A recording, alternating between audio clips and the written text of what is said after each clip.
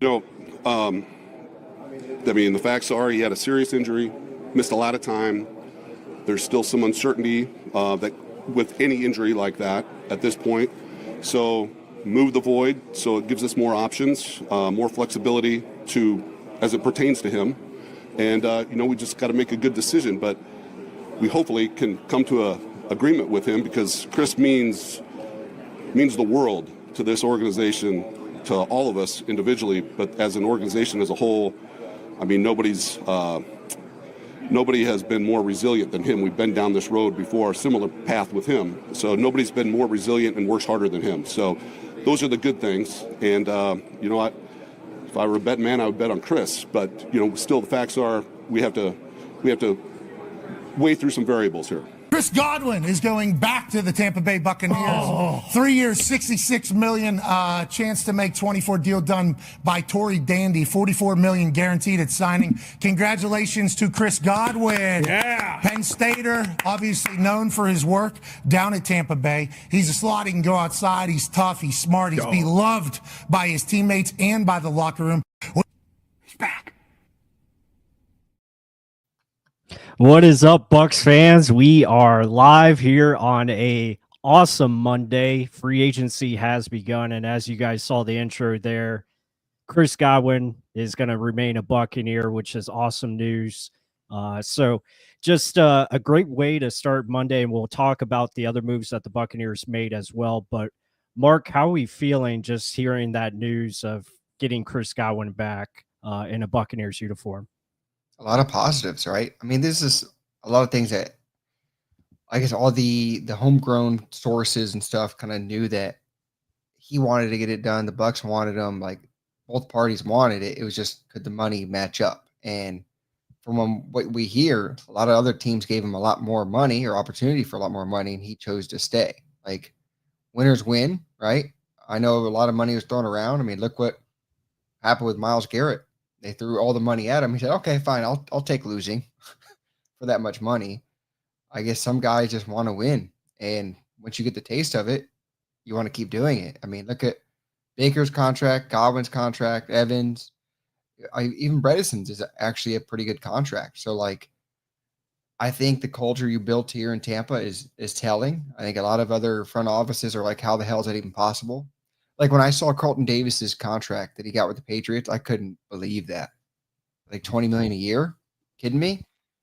He's almost making what Chris Godwin's making. I don't know. But yeah, outstanding job by Jason Light, Greenberg again.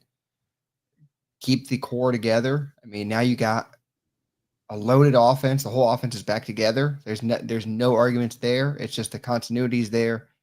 And now Grizzard, let's see what you can do and put it together, right? Yeah, as you alluded to, the Buccaneers also re-signed Ben Bredeson, the Buccaneers starting left guard, to a 3-year, $22 million deal. I think, 12 and a half guaranteed. So pretty good contract for Ben Bredeson. The offensive line market is just crazy right now with inflation. You saw players that are not very good get huge contracts, and that was especially in the offensive tackle position. I think both Jalen Moore and Dan Moore got record contracts and now are going to be starters. But for Ben Bredeson, I think this is a very solid, especially for what he did last year, about $7.5 million per year. Pretty good. And getting him and Chris Godwin back, I think, is awesome news. And like you said, the offense stays together. I think that's important, that you have that cohesiveness, you have that continuity that we talked about, and Josh Grizzard taking over as offensive coordinator. I think offensively, you're in a really good spot going into this season coming up. Yeah, and there's no other better way you can walk into a season than having literally all your starters still back. The only one we've lost so far is Hainsey, right? Mm-hmm. And he played a couple just because of injury, but it's expected. He went with Liam Cohen, got starter money, $7 million, just the same as Bredeson got. Was he the same caliber player, Bredeson? I don't know, right? Well, I think we all know how we felt about him. He just didn't have it in the pants to withstand the pressure in the front. If you have a smaller quarterback, you needed that. And Barton brought us that. I know Tristan Wirfs had big words about it, saying, "Oh, he's better than a lot of centers in the league. He's going to get starter money somewhere." All right, go get it. But I'm confident with what we have right now. I'm pretty sure Grizzard is too. And it's just, can we continue to build on what we did last year? I know a lot of the players are excited about it. Offensively, there should be, how can we expand on what we did? Not just, can we do it again? Right. Yeah, absolutely. And with that, we turn our attention to the Buccaneers' external move that they made today. And I want to show this video of Jason Light talking about free agency and how they go about it and making sure you're not just throwing money at positions. So here's Jason Light talking about it. Well, I don't think it's a secret. We need to get some help in a lot of areas, particularly defense. It's not as easy as some people might think. The answer isn't always just throwing a lot of money at positions. You got to be smart about it, because you also want to keep, as happy as we are with the offense, you also want to, continue to enhance there too. So, but yeah, we need some help in a lot of areas, which in some ways is exciting for me, because we could go any which way in the draft. So, and it would help our team. Yeah, so there you go, Jason Light talking about it, and that's what they did today. They put a contract out there to Haason Reddick, a good value contract, 1-year deal, $14 million, $12 million guaranteed. So that $14 million is probably with some incentive-based foundation behind it, and it's a move where I think there's a lot of upside to it. And you have a guy that is going to be extremely motivated, especially after the season he had last year with just all the chaos on and off the field with the Jets, and including himself as well. So I think this is a smart move, because you get a guy that is a proven pass rusher, Mark. And I think this is definitely a move that's going to benefit the defense for sure.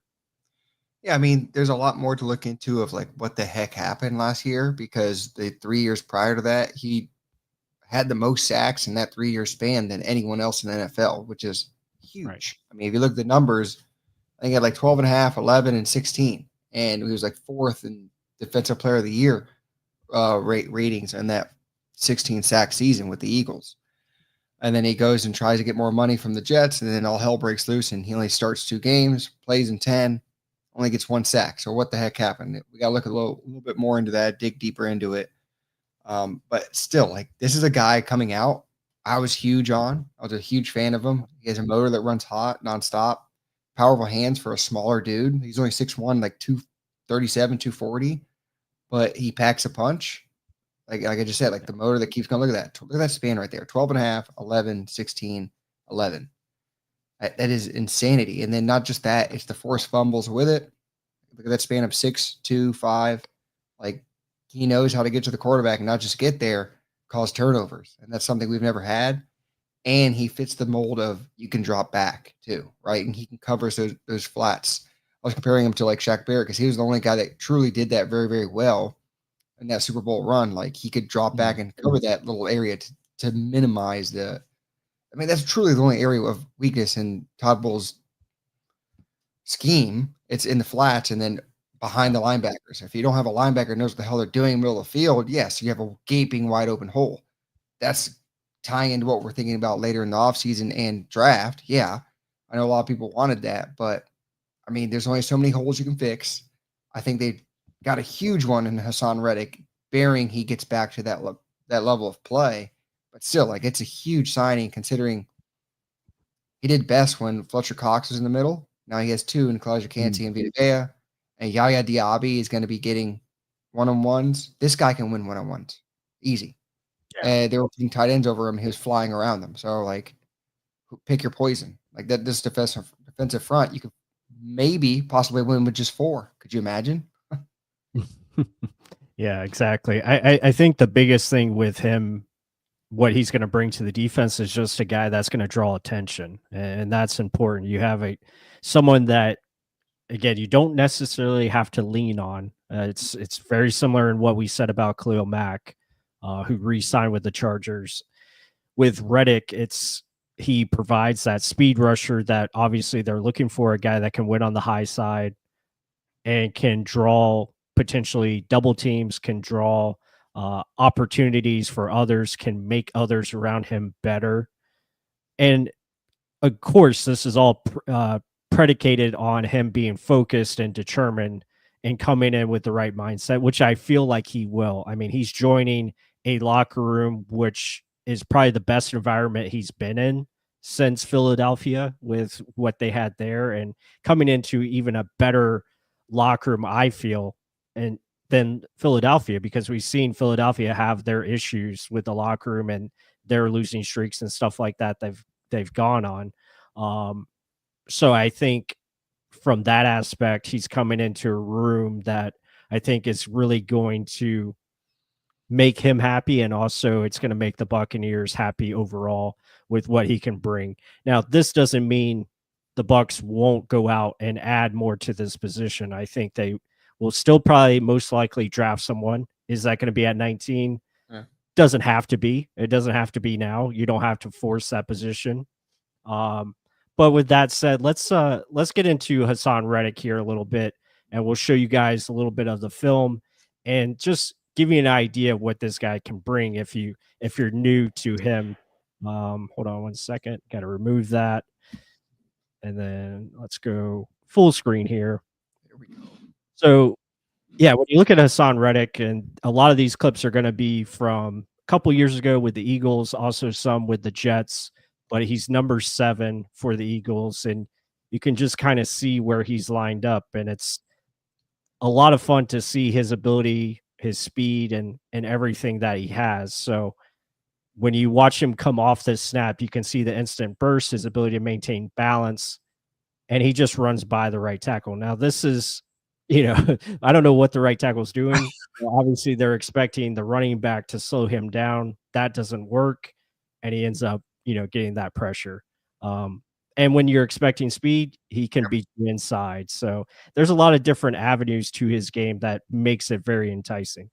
And that's the part of the game that, younger guys don't really have. It's more just speed or just power, right? Like you look at Yaya, his main game is just power, right? Length and power.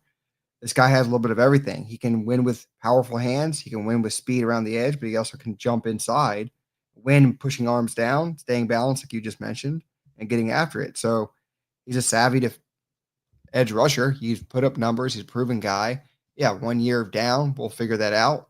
But, I mean, there's a lot of good things. Like, he's a coach that he's familiar with, yes. But, there's a guy that can actually put up numbers. I know someone in the chat was mentioning how they wish we would have gotten a number 1. I mean, he has a potential of being number 1. We're just not going to put that on him because there's so many other good players on this defensive line.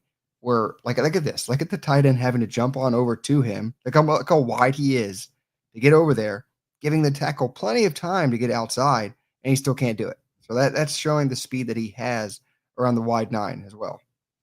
Yeah, right. Absolutely. And you can see like his ability to win in one-on-ones is evident. When this guy is locked in, he can be one of the more dominant pass rushers. And I think a lot of, translation gets lost when talking about number 1 versus number 2. The Eagles really didn't have a true number 1 either. What they had was 4 guys attacking the quarterback at all times. And I think that's what the Buccaneers are trying to build. When you add a piece like Reddick, who can provide that athleticism that they were hoping JTS could provide, but he just never got to that level. Now you have a guy that can really win with speed around the corner. And you can see this rep here. He wins the outside. And what does he do? He forces that quarterback to step up into the interior, which is what quarterbacks will have to do because they just can't back up and get away from the interior pressure that is coming from Vita Vea and Kalijah Kancey. And same thing here, just his ability to win and create pressure. Yeah, and that's what a big part of our game and our scheme in Tampa. Like, Todd Bowles is going to send guys in those 8-gap blitzes, right? And that's where I'm thinking the draft, we're setting things up because we need a linebacker that can fill those voids. And if their quarterback can't step up, it's easier pickings for the outside linebackers to get one-on-one matchups because everything's centered in the middle. You got Vita Vea that can kill you, and Kalijah Kancey that can win immediately off the snap. So a guy like this can win a one-on-one and capitalize quickly. Right. Yeah. And again, he just shows a different variety here with, a nice little push and pull action and ability to get by the offensive tackle. And then he's going to finish this play with a forced fumble. So those are the type of aspects that you want from Haason Reddick. Again, same thing here, ability to create turnovers. That is what Todd Bowles' defense is looking for. They're looking for that ball production, and that is something that he can provide, especially when he gets that interior pressure like you see there from Fletcher Cox. That is when he's at his best. So there's just some examples of what Haason Reddick could bring to this defense. It's really exciting stuff. And I think we will be excited to see how this progresses. Again, there's risk, associated with it. It could not turn out to go well. You hope he stays healthy, and you hope that he comes in ready to play his best football because he wants that big contract still. So I think there's something to, definitely take away from that. And hopefully that's what he brings to the table. I mean, you got to clearly, at like face value, it's better than what you got with Randy Gregory, but still, It's almost a question mark in that fashion. Like, is he motivated to get that going? We don't necessarily know just yet, but you still know the caliber of player that you're getting. I mean, we saw that last rep against Tyrone Smith. Like, that's a guy that's way bigger than him, way longer than him, but just didn't get pushed off his spot. He kept going through the motions and getting through the tackle to get to the quarterback. So it's a guy that has it in him. And like you mentioned earlier, it's the front four just attacking together. You don't necessarily have to have a dominant one. And then, like I mentioned, like if we're sending the fourth guy as a middle linebacker and you're dropping him back, like you said, it's just a guy that you're thinking, holy crap, he can present me with pressure. I got to worry about him. If you drop him back and you get a linebacker that has some speed, look out. I mean, it's the different ways you can kind of attack an offense. And if you have to worry about a guy, like we were mentioning with Khalil Mack, like, oh, that's a guy that on third downs you want to send him in. Same thing with Reddick. You want to send him in, let him hunt because he can do it. And you're just trying to get guys off of Yaya. You're trying to get guys off your big guys in the middle. We're not saying he's the guy that's the answer, but it's the best answer we've had in a long time. I'll say that. If he actually produces how he has in the past. He's not old. He's 30. So this is like the prime year. Yeah, no, for sure. I think my Wi-Fi is going a little funky here. Hold on. Let me take that off. Page. Sorry. Trying to share the depth chart, but it was good to see that. Wait, go ahead. I was looking at Rampage's question in the chat. How is he in coverage on a team's top wide receiver though? Yeah. Well, I mean, the secondary, obviously that's still an emphasis that needs to take place. They have to add to, that room, and I would expect they will for sure. We'll see what happens. Maybe that's the first round target. It most likely will probably be a day 2 target for sure. But I think we just have to wait. This is the first day, and on the first day you get Lavonte David back, which Fuqua mentions here in the super chat. So much appreciated. Lavonte and Chris Godwin back, the two signings that mattered the most. And thank God that Perrine signing was BS, especially with those numbers. Yeah, I think that was just a typo. Samaje Perine and Ben Bredeson have the same agent. And obviously the guy who tweeted it out got the names mixed up and, put out Ben Bredeson's contract numbers, which obviously was a mistake. And Perine ended up signing back with the Bengals for a total of $3.8 million, which is a lot better value than $22 million for 3 years, especially when the team doesn't need a running back. So yeah, I remember you texted me immediately Yeah. Like, I looked at it, it said like 2 minutes had passed. I go, ain't no way. You're like, is Rashad getting traded? I'm like, what? Let me click on this. The second I clicked on it, it was deleted. So I was like, oh yeah, Yeah. there's no way that's real. Yeah, even Jason Light said, no, this is not right. So like, yeah, it was odd to see and clearly was not true. I think he's back in Cincinnati to be exact.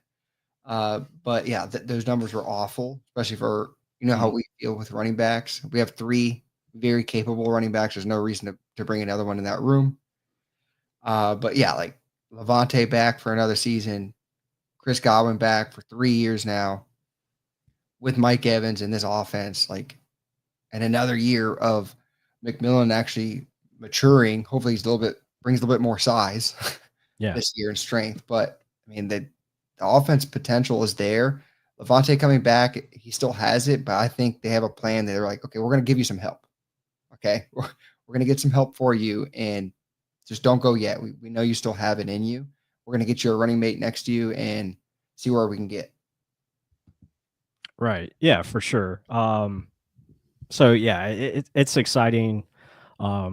Exciting start so far with, obviously getting the offense pretty much set and ready to go. Now it's about, what can the team do moving forward to add small pieces here and there, add, more depth. I know a lot of people are talking about linebacker and corner. I think linebacker, Mark and I have talked about this, is probably going to be a focus in the draft where they add, that piece that could very well be the first round pick. Jahad Campbell is a hot commodity that could be their first round selection. Secondary, I think safety still could be in play for free agency. I know some people have mentioned Justin Reed as an option. I think that'd be a great fit. We'll just, you just have to see. I think they're going to play the value game now, and see what they can get as far as good contracts. They're not going to spend these crazy contracts that we've been seeing. That's just not going to be happening. Yeah, I mean, edge rusher, the biggest need that every Buck fan felt like it was. I still think it's the middle linebacker, always have been, especially with the void that left with Devin White and the slow and less athleticism we have in there. Right. And that's not a knock on Lavonte. It's just a position that you need 2 of them to excel in or play together well, and they weren't. Because that's how you clog holes and fill gaps, right? Those are the guys that I say it all the time. They're like the running back of the defense. They got to keep the engine going, and they just didn't have that last year. It was glaring. And I saw that early on. So I think that's the biggest need. Like you said, with Campbell, he can help out and be that 4th edge rusher, but he can also be that middle linebacker that can clog those gaps. So I think that's why he would be really high. And they're putting themselves in a position where they can be flexible and move in the draft if they have to.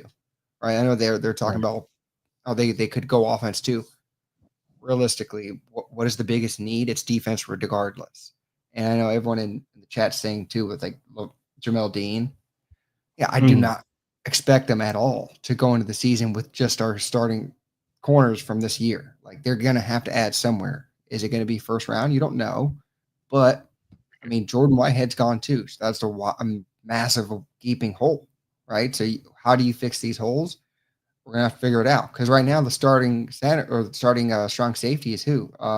Merriweather, right? Well, it'll most likely be Tyke Smith right now. I think they're going to compete. I don't think they're going to slot him in immediately, are they?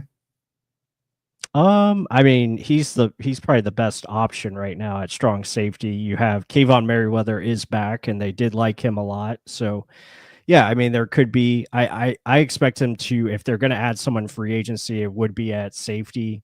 And I think maybe at depth corner, I would like to see Bryce Hall come back. If it's reasonable.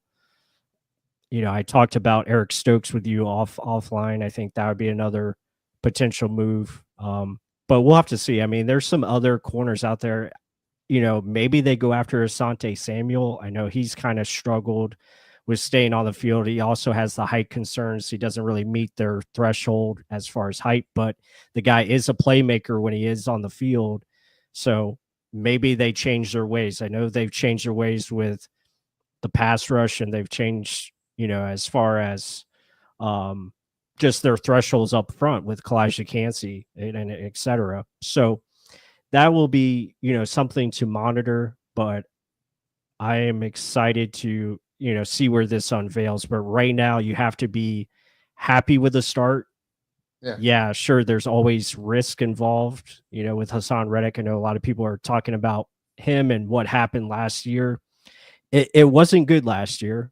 Obviously that's why he's taking this contract. He's taking this gamble on the Bucs, and he feels like this is a good opportunity for him to not only provide what the Bucs want, but provide for himself and get that big contract that he's looking for.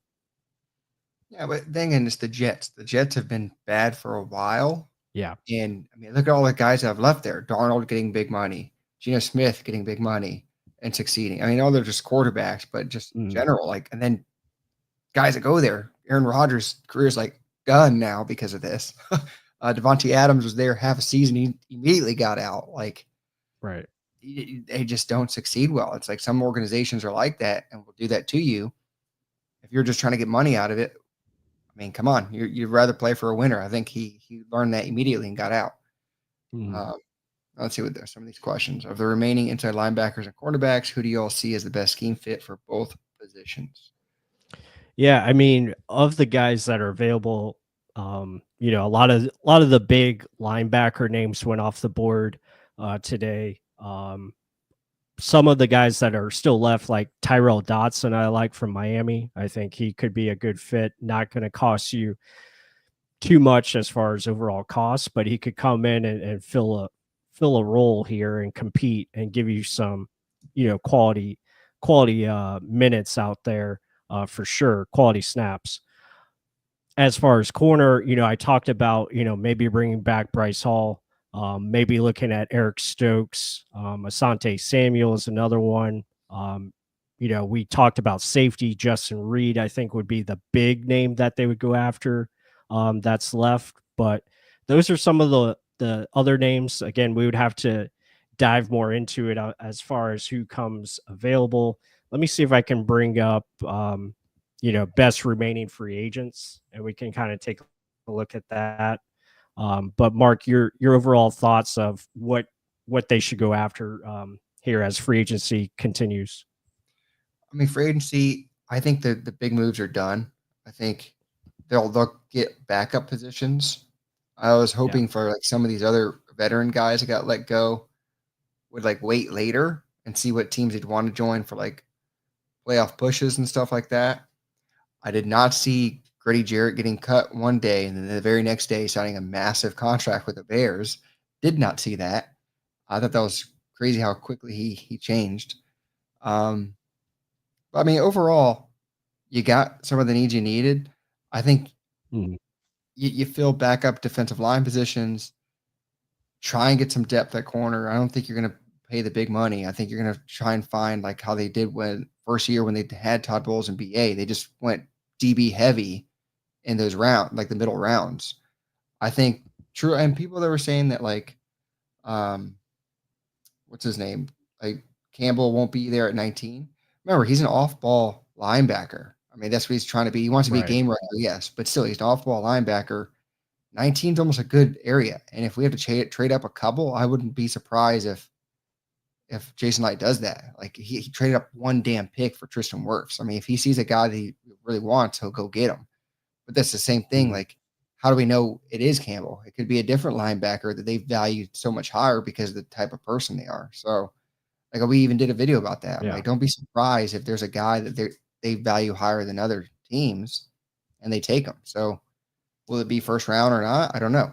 But truly, there will be ads for the defensive side. And I think it's going to be a defensive heavy draft.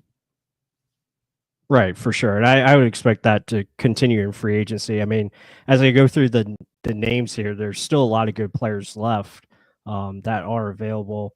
I think some of these have signed. I think DJ Jones, did sign back with the Broncos, but that's just of the top 100. But there's still a lot. Like I mentioned, Tyrell Dotson, I think he would be a good fit.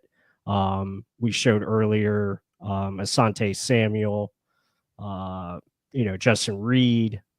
So those are, the names to look for. And there's probably other, names that are not on this list that they could definitely go after.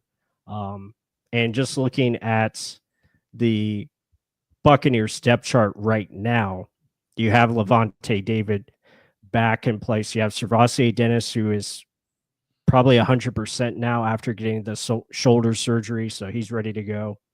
And now you have Reddick and Yaya Diaby. Jamal Dean, I think, doesn't need to be cut right now because bring it up with like B. Woodson. Bring up that comment, and then you can kind of go over it. Which one? Oh, this B. one here. Woodson. Yeah. Yeah. Get Dean gone. Freeze up. I hear 15 million. Everything else today was great, and light we trust. Go Bucs. So explain to me why should Jamal Dean not be cut? Well, I think they don't really have to. If they want to create, they're going to have to make moves to create space, but they can do simple restructures to create, upwards of 70 million in cap space if they need to. They won't do all those restructures, but they can definitely do other moves without cutting Jamal Dean. And Jamal Dean at I think it's 13.5 million is his salary. That's pretty good in comparison to what these corners got today with, like you said, Carlton Davis getting 20 million, Charvarius Ward signing with the Colts. He got 20 million. And you still have some other names out there. Byron Murphy hasn't signed yet, his new contract. So that's probably going to be, somewhere in that range. JC Horn got a huge extension, 25 million a year. So with Jamal Dean looking at it, he's pretty much a bargain right now at 13.5. And when he's healthy and he's on the field, he's actually not a bad player. The problem is he just hasn't been healthy or on the field. So that's the thing. Like, if you keep him and, maybe he stays as a depth piece. I know there was talks of him potentially restructuring. Most likely he ends up getting cut. That's probably what happens. Or they're, trying to trade him if possible.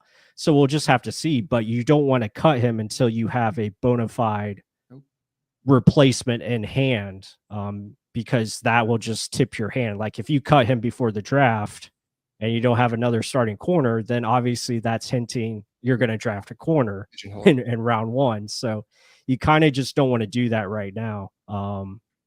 So yeah, we'll see how it plays out. And Byron Murphy literally just got signed, 3-year, 66 million. So well, there you go. Okay, so he signed back with the Vikings. Yeah. Okay.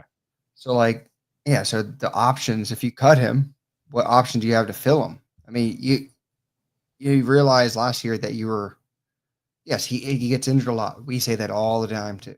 When he's healthy, we're a better defense, but you can't. Right. It's something you can't count on because he's always hurt, and it's frustrating. But if you cut ties with him, you don't have anyone to fill him. What are you going to put? We're going to put Funderburk out there? Yeah. Consistently, you saw what that resulted in. Or are you going to count on a rookie? Yeah, like the Eagles got lucky with 2 great picks that they had, and Cooper DeJean and Mitchell, was it? Yeah. His first name.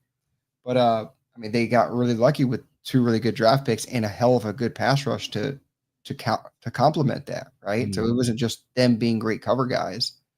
Right. So it's easy to say just cut them for the money, but you have to have a team that you can put out there. And regardless of anything, Dean to the coaches does his assignment. And he's a good player when he's out there. Mm-hmm. We just need him to stay healthy. I'm never going to count on him to get interceptions. I know Todd Bowles is hoping he would take that next step. Don't count on that, Todd. Yeah. But let's see what we can get in the draft. If you can find anything better, yes, he gets expendable, but you can't just cut a guy now because looking for a number. We're a team that's in position to compete right now, and just he is a good player when on the field. You don't drop good players just because of that.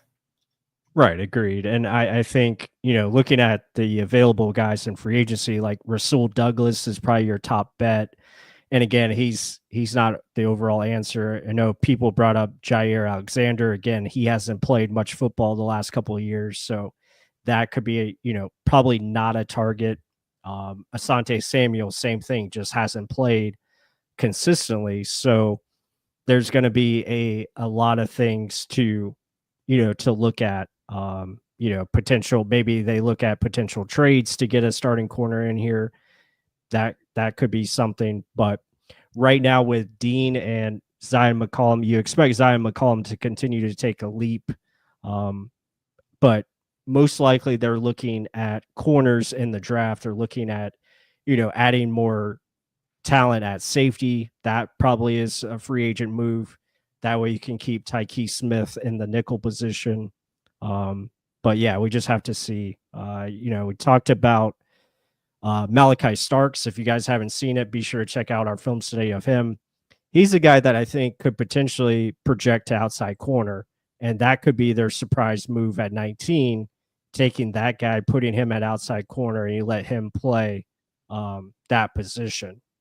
Again, it's a tall ask because now you're putting another rookie on the field, and those don't always, pan out like it did for the Eagles last year, or even Detroit with Terry and Arnold. Those are it's a risk for sure. I mean, just looking overall at the secondary, Mm-hmm. I mean, I'm hoping they sign back Mike Edwards just because of familiarity with the offense or the defense. He was aggressive at the end of the year. I think Christian Izien, if they do truly put Tyke Smith at strong safety, will just slide right back into his nickel position. And we all hear how much glowing reviews that Todd Bowles gives Christian Izien. He was like the most improved player on the defensive side, or just in the whole entire football field, I think he said. Yeah. So if you value that guy that much, put him back in nickel where he's better suited, and then maybe you got some pieces to go with, and it is truly only the middle linebacker position that you need to fix, right? If Tyke fixes that strong safety void, and a guy that can play in the box and play close to the line, you clearly know he can do that, and you still allow Winfield to wander and do whatever the hell he wants to do. He's the X factor. It's mainly just that middle linebacker position, the same place where we keep going to over and over, and that's the biggest need. So I don't know, I know people think because of a combine, how they're running around in their panties gets them all hot and bothered. Yeah. I mean, Campbell was a 1-year starter, and he didn't blow it out of the water. He did very good. He was a big guy, but he's still learning the middle linebacker position in its entirety. He's not like a clean prospect like who's the Iowa linebacker that Jack Campbell. Jack Campbell's a really clean prospect, extremely clean, and he went around like 19 or something around there. He went right before our pick. Yeah. So I mean, do I think they're the same? Yeah, one's a better athlete, but do we base off of athletics, or like, okay, this is our first round pick, we need to get it right? Mm-hmm. Yeah, I think if they want to go safe in the first round, you look at Donovan Ezeraku, you look at Malachi Starks, like those are moves that I think those two guys could come in and play right away and be productive for you. You look at another guy that we haven't got into yet in our film study, Trey Amos. I know he's getting some buzz as far as round one corner out of Ole Miss. So that's someone. Savone Ravel is another one. He probably most likely would have been a top 20 pick if not for the injury. But those are like the things you have to consider. Again, you're drafting someone that has an injury history, and obviously the Buccaneers have struggled to stay healthy in the secondary already. So you try to probably avoid taking chances on those types of guys. But we'll see. Everyone is built different. Everyone is not the same. But right now, just looking at the depth chart, you have to feel much better with Lavonte David being back. You have to feel better with the addition of Haason Reddick. Even though there is risk involved, you still have to feel good about what he's capable of and what he could bring to this defensive unit for sure. And that's not a knock on Chris Braswell. I mean, yeah, and Chris Braswell, yeah. Because, I mean, that's going to be your 3 rotational guys that you can rely on. Mhm. We were talking about it before the live stream of like, do you bring back Shaq? Because that'll be a fourth guy, and that's going to be a guy that likely is going to have to do special teams, right? Mhm. I don't know if Shaq's going to do that, so Right. I don't know if that's even a guy you can bring back, but we'll see. Mhm. But I think that rotation of three is pretty damn good. I mean, you got youth in there, you got strength in there, you got power, and you got speed. So Yep. I think it's a good rotation. The fourth guy, like I keep mentioning, should be that middle linebacker that you try and find. Mhm. But because I mean, just look at the upgrade. Like, we always look at free agents as or players you draft or anything as with what you had last year. Did you upgrade it at all? Mhm.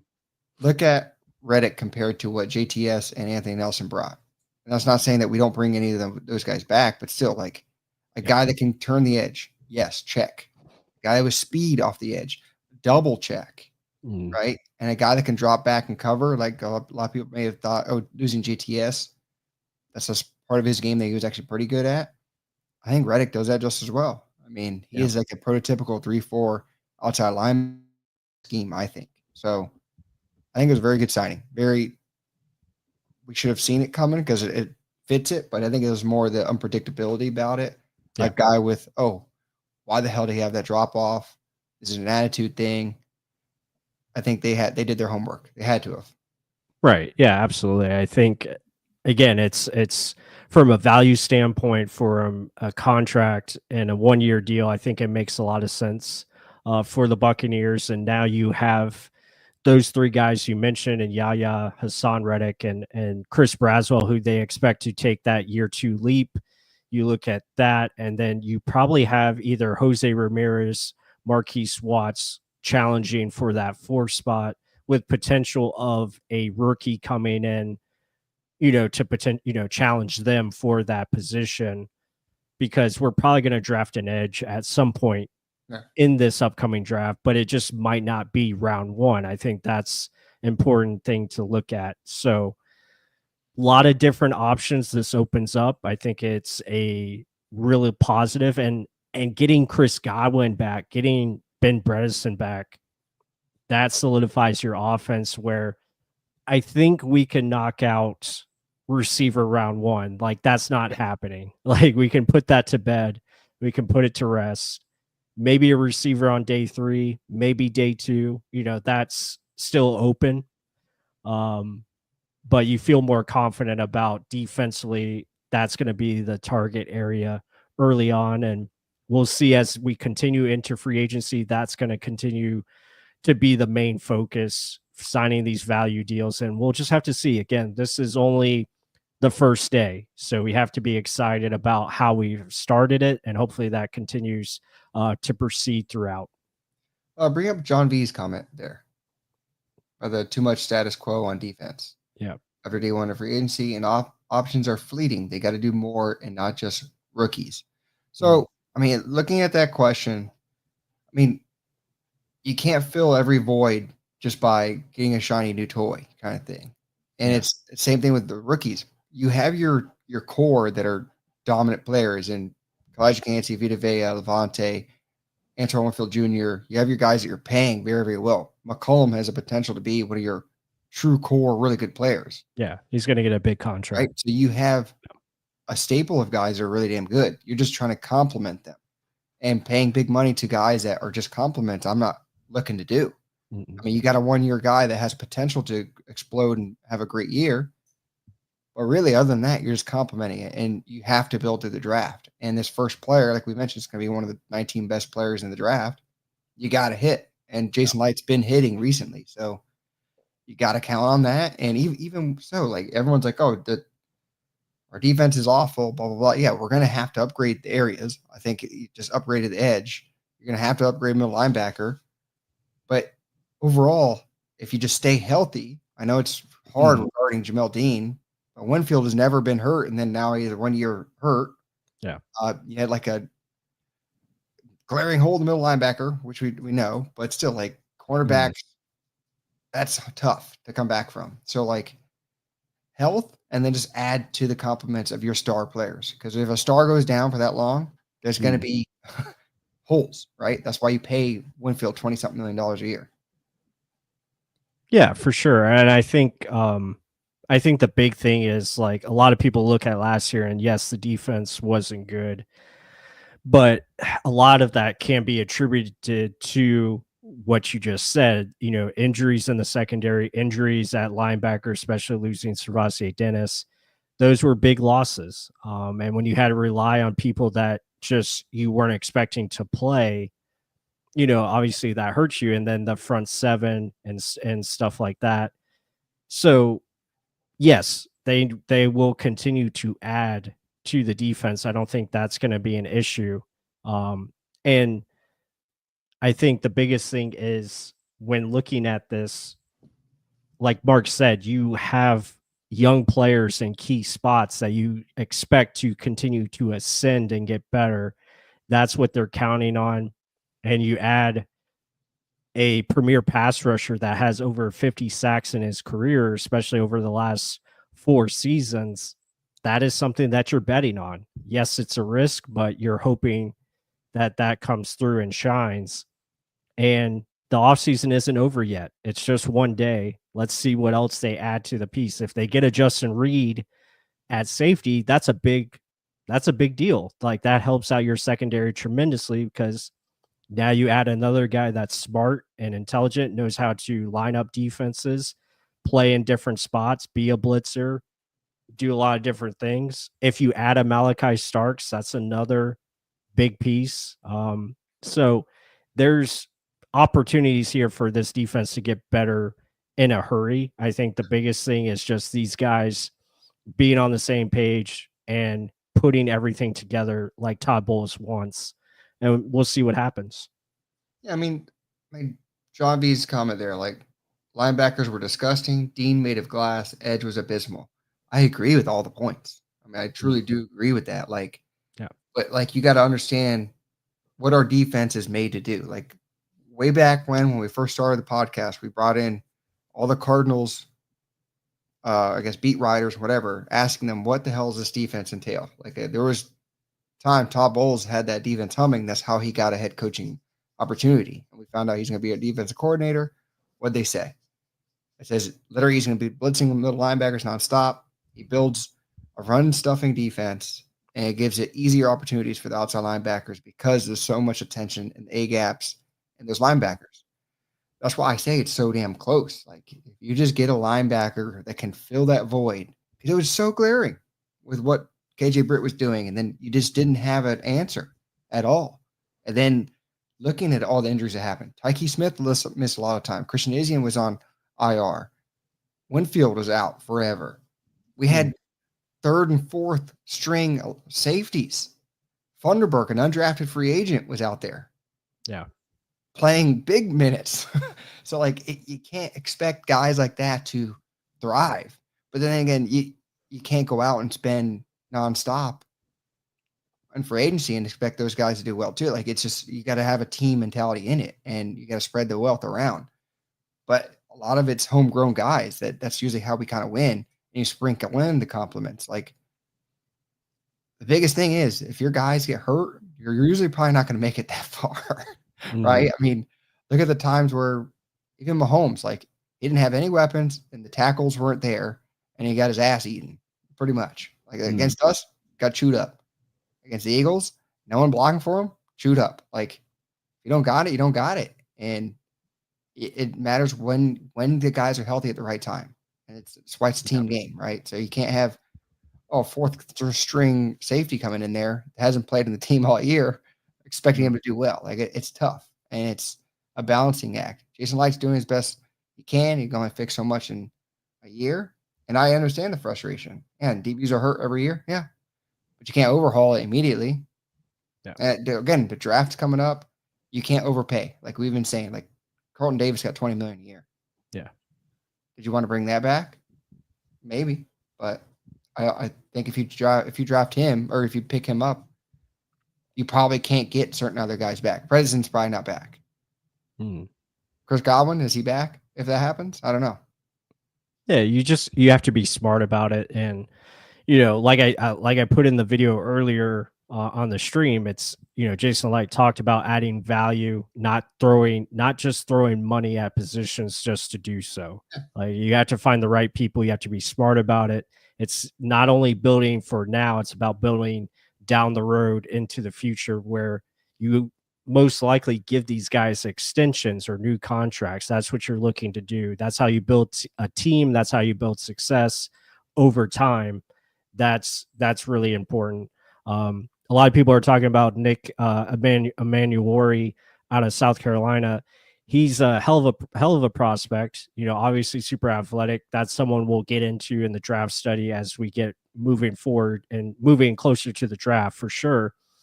He most likely, I think he's going to be a top 15 pick just because of his athletic and combine scores and all that. Probably goes a lot higher than pick 19, but yeah, that's another guy who could be in consideration. Maybe he is available at our pick, or maybe he will be available, late first round, and they can, make a trade and take him. But just have to see how that all plays out. They're definitely going to add pieces to the secondary.